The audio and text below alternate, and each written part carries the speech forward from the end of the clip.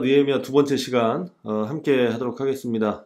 지난 첫 번째 시간에 말씀드렸던 제국들에 대하여 머릿속에 그 순서 정도는 제가 이렇게 기억해 달라고 좀 말씀을 드렸었습니다. 왜 그러냐면 그 에스라와 느헤미야가 걸쳐 있었던 그 시대적, 그러니까 성경은 성경의 역사가 흘러가지만 그 성경의 역사도 세계사 안에서 이렇게 흘러가는 역사이기 때문에 세계사의 어떠한 그 흐름을 조금이라도 기억을 한다면 성경을 이해하는 데 조금이나마 도움이 될 것 같아서 그렇게 말씀을 드렸습니다. 뭐 잠깐 복습해 보자면 나라 순서 정도만 이렇게 암기해 달라고 말씀을 드렸죠.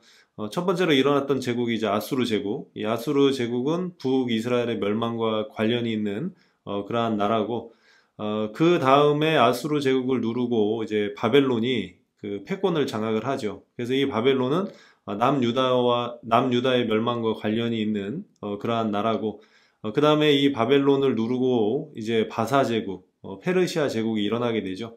그래서 이 페르시아 제국은 이 에스라 느헤미야의 배경이 되는, 그러니까 포로 귀환이 됐던 그 시점이 이 페르시아 제국이거든요. 예, 그래서 이 순서를 좀 기억해 달라고 말씀을 드렸었고, 또 한 가지는 이 포로기 때 일어났던 신학들, 그러니까 이제 여러 가지 의문들이 들지 않겠습니까? 성전은 파괴되고 다윗의 언약도 파괴된 것 같고 여러 가지 이제 그 신앙의 갈등이 일어났을 때에 그것이 어떻게 좀 봉합이 됐는지, 어떻게 그 문제들이 해결됐는지에 대하여 그 간략하게 조금 설명을 드렸던 그러한 기억이 납니다. 뭐 그 정도로만 그 나라 순서만 아수르, 바벨론, 페르시아 요 순서만 이렇게 좀 기억을 해주시면 에스라 느헤미야를 이해하는데 예, 도움이 될 것 같고요.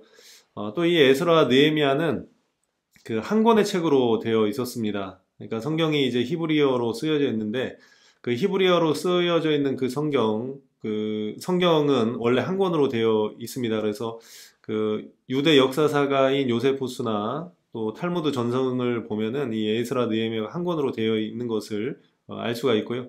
또 70인역도 한 권으로 되어 있습니다. 근데 이제 그것이 이제 벌게이트역, 그러니까 라틴어, 70인역을 라틴어로 번역한 성경이죠. 예, 그 라틴어로 번역하는 이 벌게이트 역에서부터 이제 에스라와 느헤미야를 나눠놨고, 저희들은 그 영향을 받아서 이제 그 에스라와 느헤미야를 나눠놓게 되는 것이죠. 그러니까 뭐 한 권이라고 보셔도 무방할 것 같고요. 또 실질적인 내용을 보면 1차, 2차, 3차 포로 귀환의 내용이 이렇게 들어져 있기 때문에 한 권으로 봐도 무방할 것 같습니다.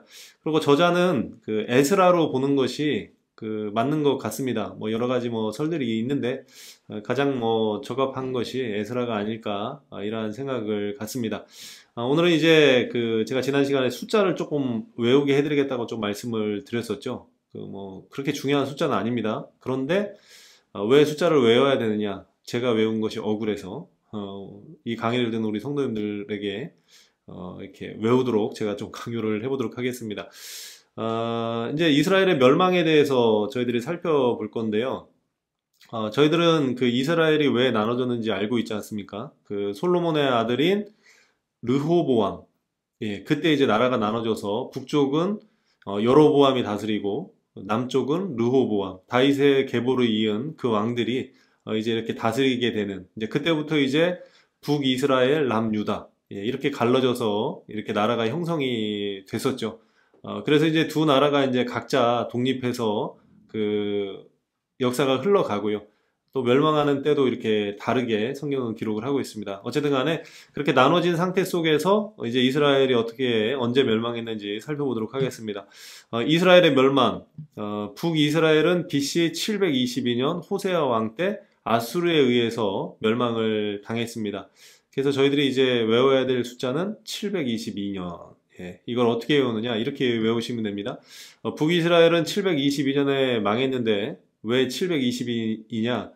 7위, 예, 하나님의 7위를 받아야 되는데, 하나님의 7위, 예, 하나님의 7위를 받아야 되는데, 받지를 못한 거죠. 그래서 멸망한 겁니다. 아수르에 의해서. 뭐라고요? 하나님의 7위, 예, 하나님의 7위를 받아야 되는데, 하나님의 7위를 받지 못하니까, 당연히 멸망하게 되겠죠. 예, 실제적으로, 그 당시에 왕들이, 그, 하나님을 떠나서 악을 행했던, 그러니까 하나님의 7위를 받지 못했죠. 예, 그러기 때문에 망한 겁니다. 그래서 북이스라엘의 멸망은 BC 7위. 예, 하나님의 7위를 받지 못했기 때문에 멸망한. 그래서 BC 722년. 예, 이렇게 기억을 하시면 될 것 같습니다.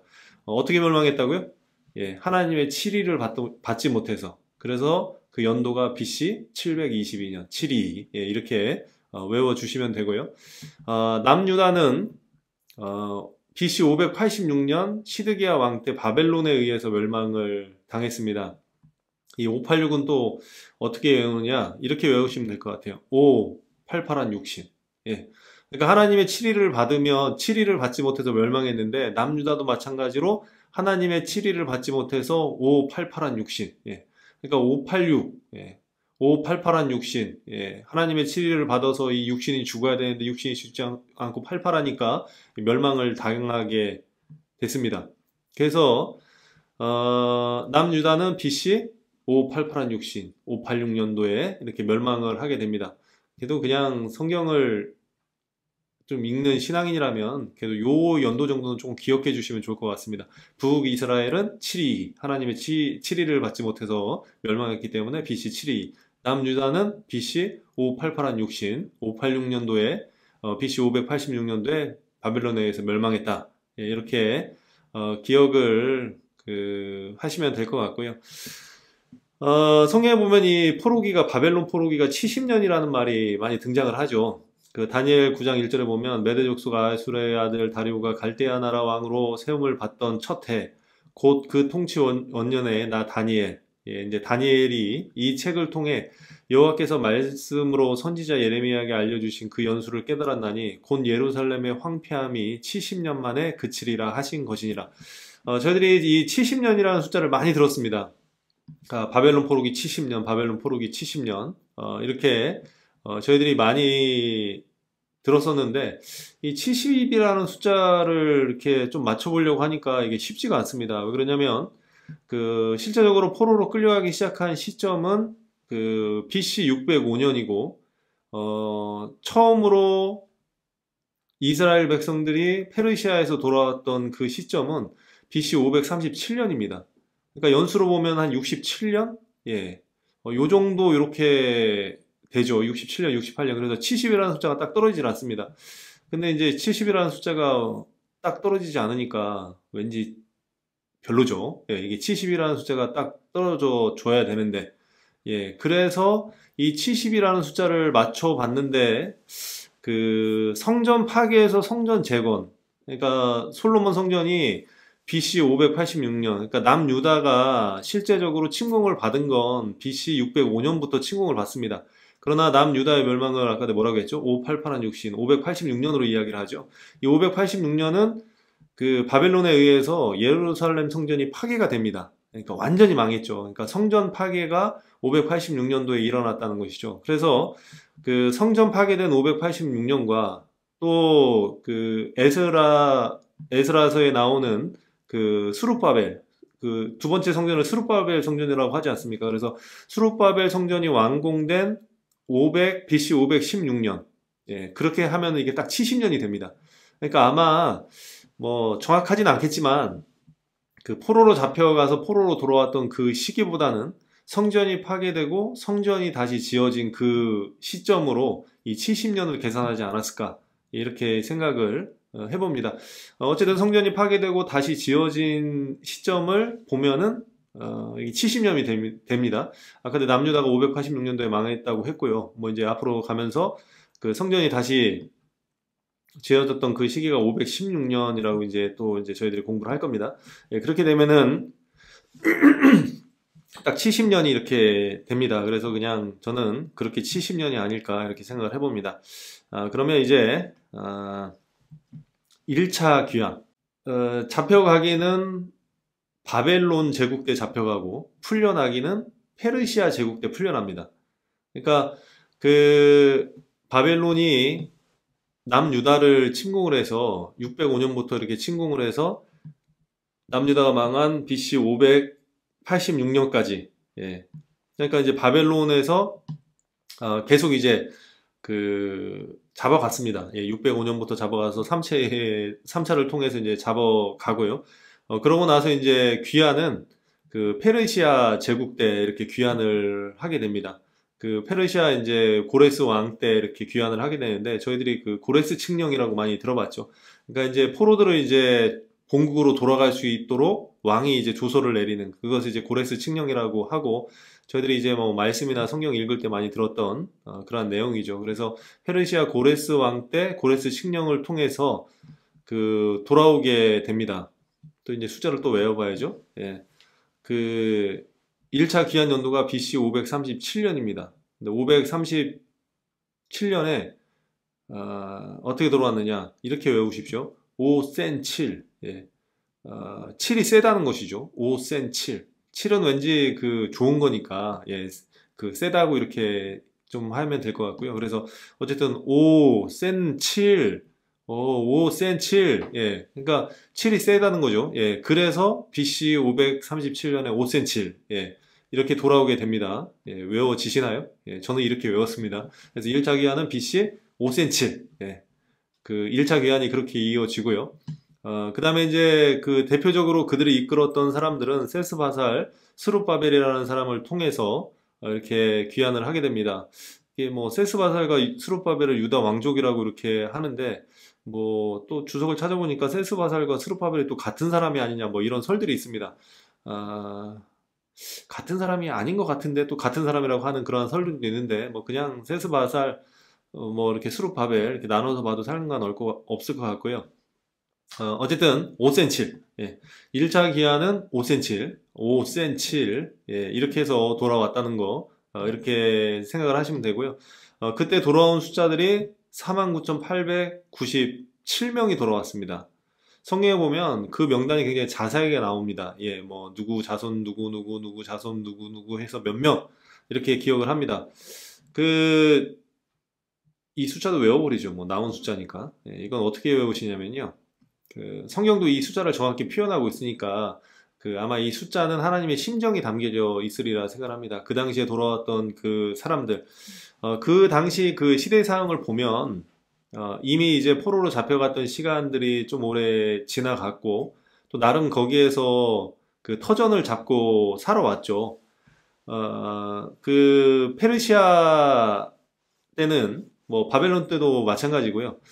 그 좀 똑똑한 사람들, 예, 그 지도자급에 있던 그 사람들 중에 좀 뛰어난 사람들은 그곳에 굉장히 고위 관직에 머물렀던 그러한 사람들이 있었습니다. 그래서 바벨론 그 시대 때는 이 다니엘 같은 경우는 굉장히 고위 관직에 있었던 그러한 사람들이고, 또 이 에스르아와 느헤미야 같은 이 사람들도 그곳에서 굉장히 터전을 잡고 살아가기 좋았던 예, 그러한 사람들이었고, 그러니까 어찌 보면 이 49,897명 안에는 여러 부류의 사람들이 있었겠지만 그 하나님 보시기에는 그 굉장히 귀한 사람들로 하나님께서 생각을 하셨던 것 같아요. 그래서 그 숫자를 굉장히 자세하게 성경에 기록해 두고 그 총 합이 49,897명이라고 이렇게 이야기를 하고 있습니다. 그래서 이 49,897명은 어떻게 외우느냐? 사고, 팔고, 치료하고. 그러니까 이제 고향에 들어오면은 그 먹고 살려면 뭐 해야 됩니까? 사기도 하고 팔기도 하고 또 포로 생활을 오래 했으니까 또 치료도 받아야 되지 않겠습니까? 마음도 치료 받아야 될 것이고 또 오랜 기간 동안 이 여행을 통해서 그 다시 돌아오는 그 길이 짧은 길이 아니었습니다. 뭐 2,000km가 넘으니까 뭐 한두 달로 올 수 있는 거리가 아니었죠. 뭐 지금처럼 뭐 비행기가 있어서 비행기 한 번 타면은 뭐 10시간에 간다 뭐 이런 것도 아니고 그 오랜 시간을 돌아오는 그 사람들. 예, 그러니까 대단한 것이죠. 예, 이미 터전으로 잡고 있었던 그 모든 것들을 버리고 다시 본국으로 돌아오는 그 과정이 쉽지 않았음에도 불구하고 이 49,897명이라는 사람이 돌아옵니다. 그래서 하나님께서는 이 사람들을 귀하게 생각하셨던 것 같아요. 그래서 그 숫자를 성경에 정확히 기록을 하고 있고요. 뭐 하나님이 기억해 주는 사람이니까 뭐 저희들은 자세히는 모르지만 숫자 정도를 좀 기억해 두면 좋지 않을까. 사실은 저 혼자 외운 게 억울해서 암기를 시켜드리는 겁니다. 이제 포로로 돌아오면 뭐 해야 된다고요? 예, 사고, 예, 팔고. 그러니까 사람이 산다면은 항상 이 상업적인 일이 있어야 먹고 살 거 아닙니까? 그러니까 사고, 팔고, 치료받고. 예, 그래서 49,897명 외워지시나요? 예, 사고, 팔고, 치료받고.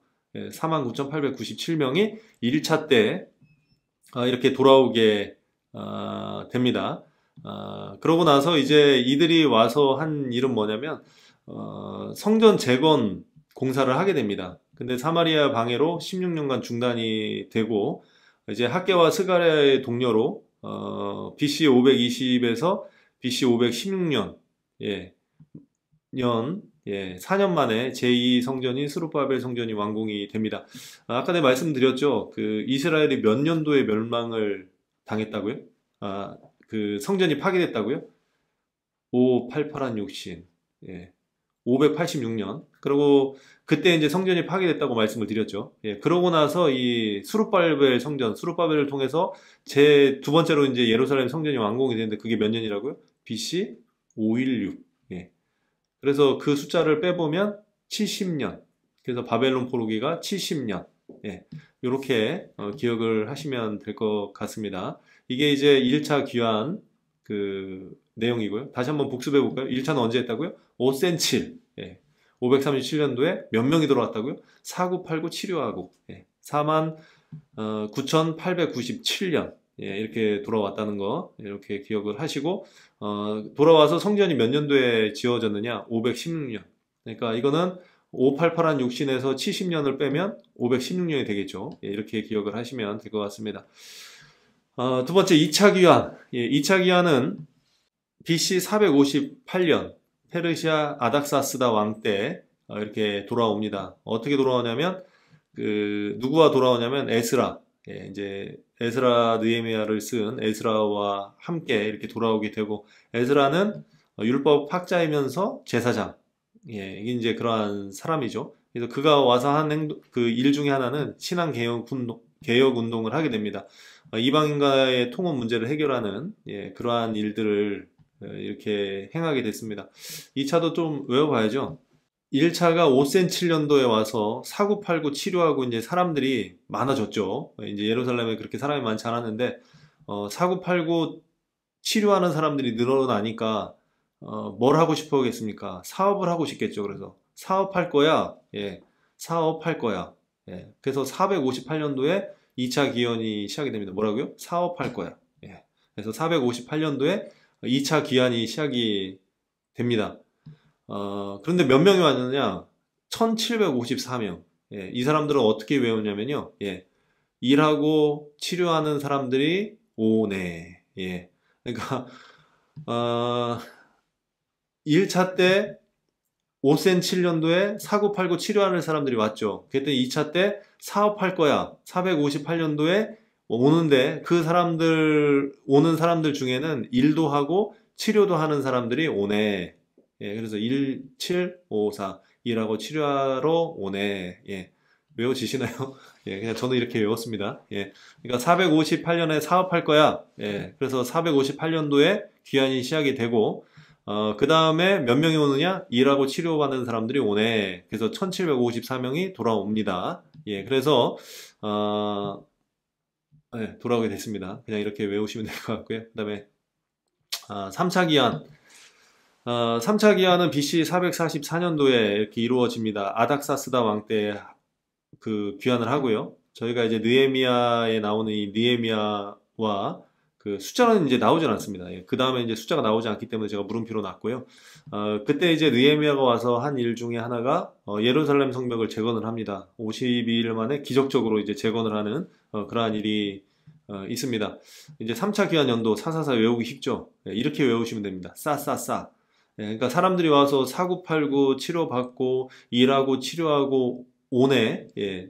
그러니까 이제 숫자가 많아졌잖아요. 그러니까 사람들이 많아지면 뭐든지 싸지죠. 그래서 싸싸싸. 예, 그래서 BC 444년 싸싸싸. 예, 이렇게 BC 444년에 이렇게 돌아오게 됐다는 거. 이렇게 기억을 하시면 될 것 같습니다. 한번 생각해 볼까요? 1차 기원이 몇 년도에 일어났다고요? 5센7, 예, 537년도에 몇 명이 왔다고요? 49897, 예. 그러니까 49,897명이 돌아오고 2차는 언제 됐다고요? BC 458, 사업할 거야. 예. 그래서 그때 온 사람들은 몇 명이냐면 일하고 치료받는 사람들이 오네 1754명이 이렇게 귀환을 합니다. 이제 많은 사람들이 귀환하고 나니까 물건값이 어떻게 되겠습니까? 싸지겠죠. 그래서 BC 444년 싸싸싸, 예, 이때 이제 그 이스라엘 사람들이 마지막으로 귀환하게 되는 그러한 일이 벌어지게 됩니다. 그리고 느헤미야와 돌아온 사람들은 몇 명인지 이제 기록이 없으니까 그 숫자는 암기하지 않으셔도 될 것 같습니다. 그 1차와 2차 귀환 사이에 그 불임절, 그러니까 불임절은 이제 에스더를 통해서 나온 그 일이죠. 그러니까 에스더 왕비가 그 바사의 페르시아 왕비가 돼서 그 하만을 통해서 이 유대인들을 말살하려고 하는 정책, 에스라 느헤미야 그다음에 이제 에스더죠. 예, 그러면 그 시간상으로 보면 에스라의 그 귀환 1차, 2차 그 귀환 사이에 이 불임절이 있습니다. 그러니까 에스더는 이제 시간적으로 보면 이제 그때 이렇게 들어가겠죠. 예. 그 사건이 있었다는 거, 뭐 이제 뭐 에스더 할 때 또 이재용 목사님이 자세히 이제 잘 다뤄주실 거라고 생각을 하고요. 어쨌든 그 1차, 2차 사이에 예, 사건이 있었다는 거, 불임절이 있었다는 거, 예, 이렇게 기억을 하시면 될 것 같습니다. 이제 뭐 에스라 뭐 간략하게 흐름을 좀 보도록 하겠습니다. 사실 그 에스라나 느헤미야나 그냥 성경을 읽으면 되죠. 그래서 이제 그 성경을 읽으면 되기 때문에 굳이 뭐 이런 건 설명을 안 해드려도 되지만 그냥 뭐 조금이나마 도움이 될까봐 그 흐름에 대해서만 잠깐 말씀을 드려보도록 하겠습니다. 그 1차 포로 귀환 아까 뭐라고 했죠? 5cm 예. 그때 스룹바벨과 제사장 예수와 예, 포로 귀환자 몇 명이라고요? 49, 89, 7 예. 49, 89, 7유하는 사람들 예, 이 사람들이 귀환을 했습니다. 그런 사람들이 와서 한 일이 뭐냐면 이제 성전을 건축을 하고 성전을 건축을 하는데 유다 땅에 살던 이방인들도 성전 재건에 동참을 요청을 합니다. 근데 이제 거절을 하죠. 그 거절한 이유가 뭐냐면 그 아수르 정책으로 혼합된 사람들이기 때문에 그 거절을 합니다. 그 당시만 해도 이 이방인과 통혼을 한다는 것은 굉장히 그 하나님께서 금하셨던 그러한 일이었기 때문에 이 혼합된 사람들과 이 일을 같이 한다는 것을 용납을 할 수가 없었죠. 예, 그래서 이거를 거절을 합니다. 그랬더니 이제 방해가 시작이 되죠. 사람이라는 게 그 하려고 하는 게 잘 안 되면 이제 열받죠. 예, 그래서 이제 뭐 관리하게 뇌물도 주고 또 고레스 왕에 이어 왕이 된 아하수르에게 고발을 합니다. 그 고발을 해서 그 아하수에로 왕이 성전을 건축을 금지하는 조서를 내립니다. 그래서 성전 건축 기초를 놓은 후에 중단이 되는 이러한 일이 벌어지게 됐다는 것이죠. 그런데 이제 16년 만에 다시 이제 학개와 스가랴 선지자들의 격려로 다시 공사를 시작을 합니다. 근데 또 방해가 있어요. 참 희한하죠. 교회 짓겠다는데, 성전 짓겠다는데, 예. 자신의 신앙의 본질을 회복하겠다는데, 이렇게 방해가 아주 심각한 예, 일이 일어나게 됩니다. 그래서 아에수르의 왕에 이은 다리오에게 편지를 보내 공사 중단을 요청을 하는데, 그래도 이제 요번 사람들은 조금 격조가 있는 것 같아요. 이것이 이제 예전에 왕이 허락해줬던 그러한 일이냐, 그거를 좀 찾아봐 달라고 이렇게 이야기를 합니다. 그래서 그것을 찾아봐 달라고 이야기를 했는데, 그 문서 기록 보관소에서 고레스 조서를 발견을 합니다. 그러다 보니까 이것이 왕이 예전에 허락했던 그러한 일이라는 것을 알게 되죠. 예, 그래서 그 성전 재건 허락 조서를 예, 내리게 됩니다. 그래서 재개한 지 4년 후 성전이 완공이 되죠. 성전 완공은 언제 됐다고요? 저희들이 남유다가 멸망한 게 언제라고 그랬죠? 예. 588한 육신, 586년도에 망하고 그 70년, 그 바벨론 포로기를 70년이라고 말씀드린 것이 잡혀가고 풀려난 연도보다는 성전이 파괴되고 성전이 회복된 다시 지은 그러니까 두 번째로 성전이 지은 스룹바벨 성전이 지어진 그때를 기준으로 본다고 말씀을 드렸었죠. 그러면 어떻게 되느냐? 516년이 되죠. 예. 그러니까 586 남유다가 멸망한 것은 성전이 파괴되는 그때를 기점으로 하는 것이고 그래서 586년도 588한 육신 586년도에 멸망을 했고 거기에 70을 빼면 516년. 예. 그래서 이제 510년 그러니까 4년 후라는 것은 이제 516년입니다. 예. 그래서 BC 516년에 성전이 완공이 되고 또 성전이 완공이 된 후에 성전 봉헌과 유월절을 지키는 그러한 것이 되었습니다. 그래서 아까 말씀드렸다시피 솔로몬 성전 파괴 후 70년 만에 수룹바벨에 의한 성전이 완공. 그래서 이제 수룹바벨 성전이라고 이렇게 이야기를 합니다. 어쨌든 에스라는 이제 전체적으로 이러한 흐름으로 이렇게 흘러가고요. 아, 좀 이제 그 내용을 또 이제 살펴보면 1차는 이제 그런 이제 전체적인 내용 그렇고 이제 2차 포로 귀환. 2차 포로 귀환은 아까 내 뭐라고 말씀을 드렸죠? 예, 사업할 거야. 예, BC 458년. 예, 몇 명이라고 그랬죠? 일하고 치료받는 사람들이 온해 1754명이 예, 귀환을 하게 됩니다. 그러니까 그 저희들이 뭐 1차, 2차, 3차니까 그 거리가 간극이 짧은 것 같은데 1차와 2차 귀환 기간은 거의 한 80년이 되는 예, 그러니까 오랜 시간에 걸쳐서 돌아오게 되는 그러한 것이었다는 것이죠. 그래서 이 에스라가 돌아와서 이제 개혁 의지를 갖고 개혁을 합니다. 그 성전 중심의 삶이었지만 영적 삶이 힘이 그러니까 쉽게 얘기하면 지금으로 말하면 이런 것이죠. 교회는 다니는데 삶은 그렇지 않은 예. 그래서 열정도 약하고 또 이제 그러한 시기였고 또 에스라가 왔을 때는 이제 1차로 귀환했던 그러한 사람들이 이제 그 생존하지 않는 그러니까 80년이라는 시간이 지났으니까 그 1차 귀환했던 그러한 사람들도 많이 죽었겠죠. 예, 그래서 이제 생존하는 사람들이 없는 그때에 그 에스라가 이제 개혁을 하는 신앙적인 개혁을 하는 그러한 일들을 그 시작을 했다는 것이죠. 바벨론 포로 시절을 경험하지 않은 세대들, 학교와 세계화에 대해서 잘 모르는 세대들. 예. 그래서 그 에스라를 통해서 다시금 영적 회복이 시작이 되는 예, 그러한 것들을 볼 수가 있습니다. 에스라라는 사람은 아론의 십록대 손, 그래서 제사장이라고 말씀을 드렸었고요. 또 그 사람은 성경학자며 또 말씀에 능통한 그런 학자로 이제 기록을 하고 있습니다. 그렇기 때문에 이 사람은 신분도 되고 또 역량도 되는 그러한 사람이라서 그 에스라가 2차 귀환을 통해서 다시금 이스라엘의 그 회복을 이야기하는 그 운동을 하는 그 개혁을 하는 그러한 일을 행하는 것을 볼 수가 있습니다. 이게 사실 뭐 그냥 이 내용은 성경에 있는 내용이니까요. 예루살렘 성전이 이제 그 에스라를 크게 두 부분으로 나누면 일부는 이제 예루살렘 성전 재건 그것이 이제 1장에서 6장 이렇게 나오고요.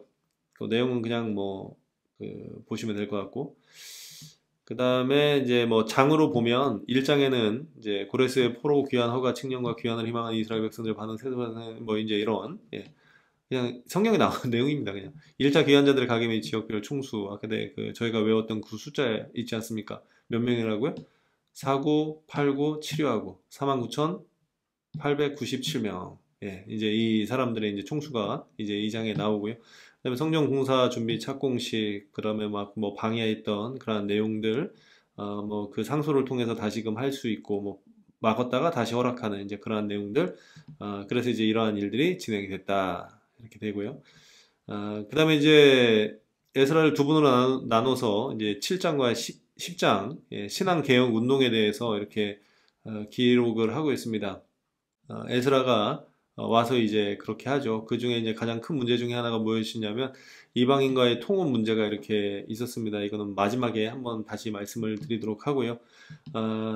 뭐 성경으로 보면 이제 7장에는 그 2차 귀환의 지도자인 학사 그 에스라에 대한 소개와 아닥사스다 1세의 귀환 허가 조서, 그다음에 8장은 2차 귀환자들에 대한 계수와 귀환을 위한 준비 과정, 뭐 9장 10장은 이제 본격적인 개혁 운동, 뭐 이렇게 에스라 내용이 되어 있습니다. 에스라의 주제들을 보면 예언 성취의 확실성, 성경에 이제 70년이라는 숫자도 계속 나오고 분명히 회복된다는 하나님의 그 말씀이 이렇게 기록이 되어 있습니다. 그러니까 하나님의 말씀이 분명히 성취된다는 것. 그러니까 저희들이 성경을 보면서 이런 일이 있었구나 이렇게 하면은 미래 예언도 필히 성취될 거라는 확신을 갖게 됩니다. 그러니까 과거에도 이렇으니까 하나님이 말씀하시는 것도 이렇게 지켜지겠구나. 예, 이렇게 된다는 것이죠. 그래서 에스라의 주제는 예언의 성취와 또 그 확실성 네, 그런 것이고 또 하나는 신앙 우선주의. 예, 귀환한 백성들이 무엇보다 먼저 번제단을 쌓고 오타가 났네요. 예, 쌓고인데 예, 쌍구라고 했네요. 예, 쌓고 하나님께 제사를 드린 뒤에 또 오타네요. 성전인데 예. 성전 재건 사업에 착수한 예, 이러한 것을 볼 수가 있습니다. 그러니까 뭐 당연한 것이죠. 예, 저희들은 삶이 신앙이 가장 우선순위가 되는 하나님이 우선순위가 돼야 되는 이제 그러한 것이고 역사의 주관자이신 하나님 그 이스라엘이 돌아온 이 과정을 보면 그 페르시아의 정책 때문에 그런 것이죠. 그러니까 아수르나 바벨론은 굉장히 억압 정책이고 그 혼합시키는 어떤 그 나라를 이렇게 없애는 그러한 작업이었는데 이 페르시아 제국은 이게 좀 유한 정책을 펴서 돌려보내주는 그러니까 어떻게 보면 페르시아 제국의 성향이라고 볼 수도 있지만 성경은 분명히 하나님께서 그 마음을 그렇게 움직이셨다고 기록을 합니다. 그러니까 저희들이 신앙 우선주의로 살아야 되는 이유는 모든 역사가 하나님의 역사 가운데 이것이 이루어진다는 것이기 때문에 그렇습니다. 그러니까 우리들이 아무리 발부둥 쳐도 하나님이 이끌어 가시지 않으면 의미가 없는 것이고 또 결국은 하나님의 뜻대로 이루어지는 것이기 때문에 저희들이 하나님 앞에 우선순위를 두고 살아가야 되는 것은 마땅한 그러한 일이 된다는 것이죠. 그리고 이제 이스라엘의 성결, 이방인과의 그러한 통혼 문제에 대하여 이야기를 하고 있습니다. 그대로 이제 느헤미야 내용 이런 부분은 이제 참고하시고요. 그냥 성경 읽으시면 됩니다. 아까 1차, 2차, 3차 말씀드렸었고 그때 이제 뭐 성경에 느헤미야가 어떤 일을 했는지 이제 이렇게 1차, 2차, 3차, 그러니까 3차 이제 느헤미야 내용이죠. 예, 성벽 재건은 부흥 운동. 그러니까 느헤미야가 와서 하는 일 중에 가장 큰 일 중에 하나는 성벽을 재건했다는 것. 그러니까 예루살렘 주변에 이제 성벽을 쌓죠. 그래서 예루살렘 성 안에서 이스라엘의 신앙 공동체가 형성되는 그러한 일들을 그 하게 됐습니다. 그래서 뭐 요런 내용들이 있습니다. 이제 30분이 됐기 때문에 이제 그만할 건데요. 유임을 통해서 한번 보시고요. 이거는 이제 성경에 있는 그러한 내용들이니까 이거는 뭐 굳이 설명하지 않아도 될 것 같습니다. 그 아까 내가 이제 좀 말씀드렸던 것 중에 하나 그 에스라에서 그 이방인과의 통혼 문제 이게 나오잖아요. 성경을 읽으면서 참 이게 좀 난해합니다. 왜 난해하냐면 결혼을 했어요. 하지 말라고 했는데 결혼을 했잖아요. 그래서 자녀들도 있고. 근데 이제 이 에스라서를 보면 그들을 이제 내보냅니다. 자녀들도 딸려서 내보내고. 그러니까 이방인과 결혼한 것 자체가 잘못됐기 때문에 그것을 근본적으로 이제 회개하는 그런 운동이 일어나는데 참 인간적으로 보면 이게 좀 그렇잖아요. 이제 결혼도 하고 그거 어떻게 해요? 근데 그것을 이렇게 제거해 나가는 그러한 내용이 이렇게 나옵니다. 이게 좀 난해하긴 한데 좀 이렇게 생각을 하셨으면 좋겠어요. 근본적인 문제가 해결이 돼야 된다는 거. 그러니까 그 근본적으로 죄가 있어서 그 문제를 떠안고 있는데 그것이 이미 고착이 됐다고 해서 그것이 죄가 아니라고 생각하는 이러한 것을 좀 고민을 하셨으면 좋겠습니다. 이거는 이제 뭐 우리 교인들만 보니까 예, 제가 좀 제가 있었던 일을 한번 좀 말씀을 드려볼게요. 저도 이제 그 동기들이 있습니다. 그 동기들 중에는 이제 교회를 물려받은 그러니까 아버지 교회를 물려받은 친구들이 있는데 그 한 번은 이제 그 친구 교회에 가서 이 동기들 모임 그러니까 이제 저희들 이제 목사들이 예, 학교 이제 같이 다녔었으니까 이 동기들이 있습니다. 그래서 이제 그 교회에 가서 잠깐 예배를 드리는 이제 시간을 가졌는데 이 동기 모임을 하면 이제 그 가장 처음에 하는 것이 이제 예배를 드립니다. 예배를 드리는데 그 예배는 이제 그 교회 담임자 가 이제 설교를 하는데 그 친구는 이제 교회를 세습을 받은 이제 친구였죠. 예, 근데 이제 그 친구 설교 제목이 지금도 기억이 납니다. 셀프 디스. 예, 그러니까 스스로 자기를 이렇게 뭐 이렇게 잘못했다고 지적을 하는 예, 그러니까 셀프 디스라는 이 설교 제목이더라고요. 그래서 내용을 들어봤더니 이제 자기가 이제 세습한 것이 이제 잘못된 이제 뭐 그런 거다. 이제 이렇게 하면서 이제 잘못했기 때문에 잘해야 되겠다. 이제 뭐 이런 내용들을 쭉 이렇게 얘기를 하더라고요. 그래서 그냥 저는 나름 뭐 그럴 수 있겠구나 이렇게 생각을 했습니다. 그래서 이제 교회 와서 이제 사역자들하고 뭐 이런 얘기 이제 뭐 이렇게 친구를 이제 동기들 모임을 했는데 뭐 셀프 디스라고 이렇게 해서 이렇게 했다 그랬더니 이게 교육자 중에 한 분이 그런 말씀을 하더라고요. 그게 잘못된 줄 알면 그만둬야지. 예. 그것이 잘못된 줄 알아서 내가 잘못했으니까 더 열심히 해야지. 예. 그렇게 한다는 것 자체가 이상하다는 표현을 쓰더라고요. 그러니까 생각해보니까 그런 것 같더라고요. 그러니까 잘못된 줄 아는데, 뭐 어쩔 수 없으니까 그냥 열심히 하는 것으로 잘못된 것을 그냥 퉁쳐야 되겠다. 이제 이런 것이죠. 그러니까 그 세습 자체가 뭐 잘못됐다고 생각하지 않으면 괜찮은데 그것이 잘못됐다고 스스로 인식하는데 그것을 놓지 못하고 계속 가는 거. 이거는 조금 문제가 있다는 것이죠. 어디 가서 말씀하시면 안 됩니다. 우리 성도님들하고 이제 저하고만 얘기를 하는 거예요. 이 에스라 그 이방인과의 통혼 문제 때문에. 그러니까 에스라서도 어떻게 보면 굉장히 잔인하잖아요. 예. 같이 결혼하고 살고 자식도 있는데 그들을 돌려보낸다? 근데 또 죄의 관점에서 보면 거기서부터 삐뚤어졌는데 그것을 바로잡지 않고 놔둔다는 것.